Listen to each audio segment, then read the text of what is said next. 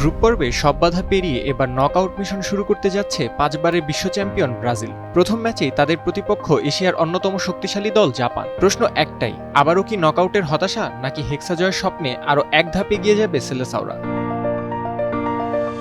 Group পর্বে মরক্কোর বিপক্ষে 1-1 গোলে ড্র দিয়ে শুরু করেছিল ব্রাজিল। এরপর হাইতি ও স্কটল্যান্ডকে 3-0 গোলে হারিয়ে গ্রুপ চ্যাম্পিয়ন হিসেবে নকআউট নিশ্চিত করে সেলেসাওরা। অন্যদিকে জাপানও দারুণ ছন্দে রয়েছে। নেদারল্যান্ডসের সঙ্গে 2-2 গোলে ড্র, তিউনিসিয়ার বিপক্ষে 4-0 গোলের বড় জয় এবং শেষ ম্যাচে সুইডেনের সঙ্গে 1-1 গোলে ড্র করে নকআউটে জায়গা করে নেয় তারা।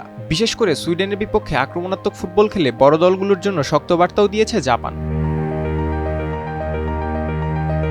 ব্রাজিল শিবিরে কিছুটা দুশ্চিন্তার নাম রাফিনহার চোট, তবে তার জায়গায় সুযোগ পেয়ে 19 বছর বয়সী উইঙ্গার রায়ান ভালোই সাড়া দিয়েছেন। পাশাপাশি টানা 2 ম্যাচে ভিনিসিয়াস জুনিয়র ও মাতেউস কুনহার দুর্দান্ত পারফরম্যান্স দলের আত্মবিশ্বাস বাড়িয়েছে। এমনকি নেইমারও জানিয়েছেন দলের আক্রমণের মূল ভরসা থাকবেন ভিনিসিয়াসই।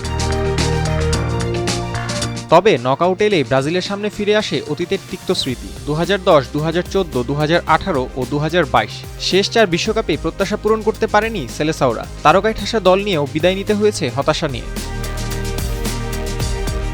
এবার অবশ্য ডাগ আউটে রয়েছেন মাস্টারমাইন্ড খ্যাত কার্লো আনচেলত্তি। তার অধীনে গ্রুপ পর্বে আত্মবিশ্বাসী ফুটবল খেলেছে ব্রাজিল। এবার দেখার বিষয়ে সেই ছন্দ ধরে রেখে নকআউটের অভিশাপ কাটিয়ে হেক্সা জয়ের পথে আরেক ধাপ এগোতে পারে কিনা সাম্বা নাচের দল। শাফায়েত নূর, টাইমস টুডে।